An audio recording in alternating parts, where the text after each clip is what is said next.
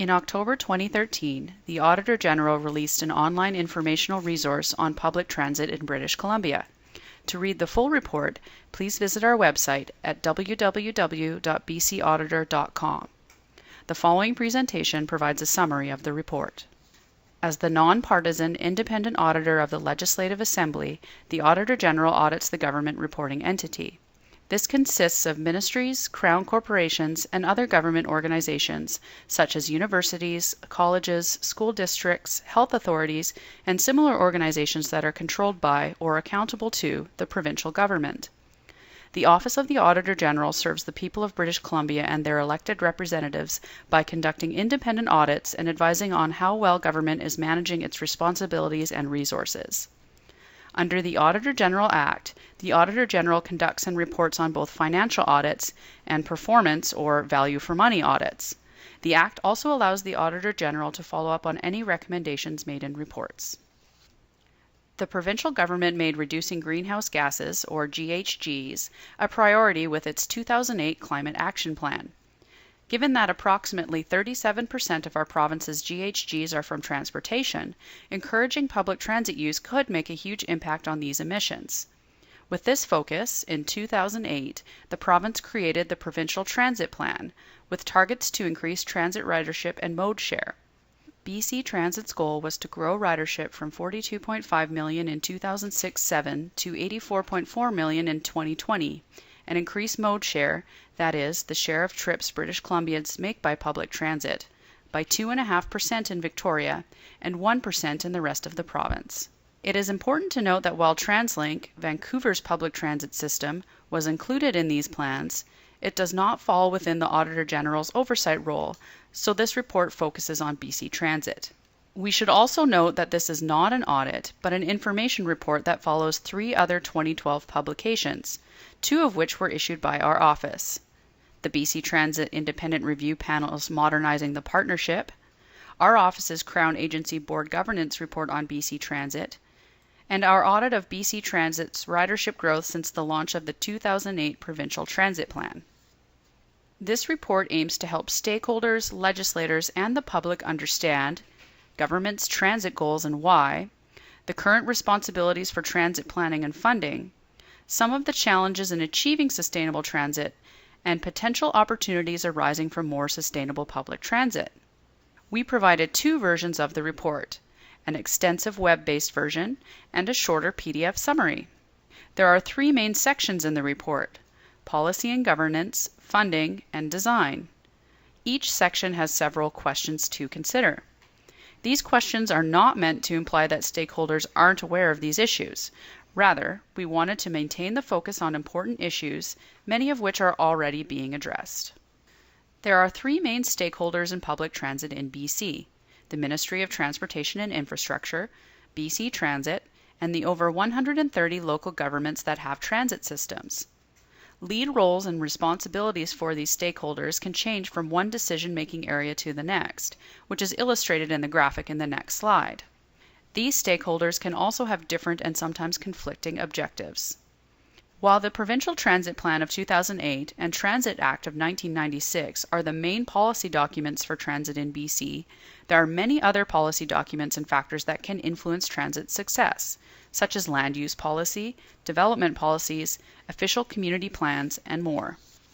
Here is a diagram of the key roles in transit and how the responsibilities are divided among the stakeholders. As you can see, it is quite complex, and the lead stakeholder changes depending on where we are in the process.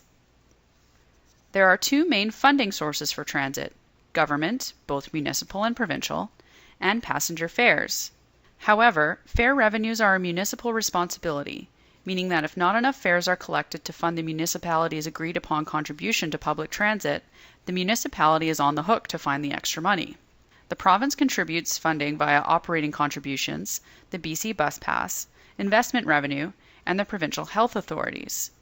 Municipalities contribute funding via taxation, revenues from fares and advertising, and, in the case of the Victoria Regional Transit System, a gas tax. Given that the Provincial Transit Plan was released in 2008 and we are now in 2013, we are approximately 1/3 of the way to the 2020 goal, meaning that the provincial government would have spent about 1/3 of the projected budget for the provincial transit plan. However, this is assuming that expenditures are linear, which they rarely are. Regarding the capital costs, expenditures have been less than projected in the 2008 Provincial Transit Plan, assuming even distribution.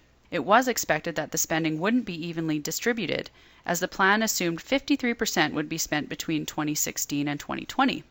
As for operating costs, they have been higher than estimated by the province, but less than what BC Transit itself estimated it would need. Therefore, BC Transit will be challenged to meet its 2020 ridership targets with existing funding. This graph shows projections versus actual funding from both the provincial government and BC Transit. This is projected versus actual operating costs. The green column on the left is the average of two different scenarios that the Ministry of Transportation and Infrastructure projected to increase ridership, while the blue column on the right is what BC Transit's service plans projected it would need. The purple line is the actual costs. As you can see, BC Transit says it needs more, and the ministry projections, while outdated now, anticipated less. To attract new customers to switch to transit while maintaining existing customers, public transit systems have to understand their potential customers and diversify their services to appeal to different market segments.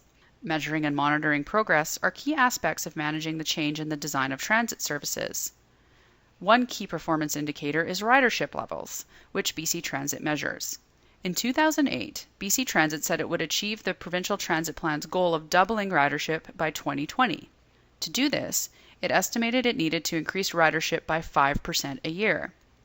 This graph shows the growth needed to achieve the Provincial Transit Plan target, BC Transit's annual ridership target set out in the annual service plan, and the actual ridership results. There is a 40% gap between actual results to 2012-13 and target growth rate needed to achieve the Provincial Transit Plan goal. There is also a 46% gap between BC Transit's 2014-15 forecasts and the target growth rate needed to reach the Provincial Transit Plan goal. In order to increase ridership, BC Transit has to convert more drivers into transit users. These are called choice riders because they have the choice between driving and riding the bus. In some communities, ridership will likely be increased by providing transit services where there are none. In other areas where demand is met, transit services need to be seen as a better alternative to vehicles.